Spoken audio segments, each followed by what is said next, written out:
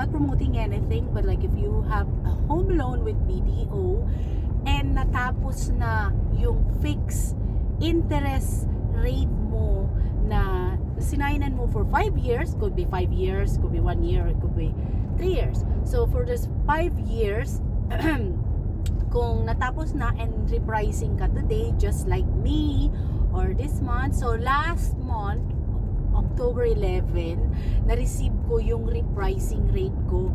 And syempre, of course, nagulat ako. So, 9.75. Yes, 9.75 yung repricing rate ko from 6.75 5 years ago. So, ang ginawa ko, so guys, here's the tip for you. So, don't just ignore it. Naka-receive kayo ng repricing rate nyo, don't just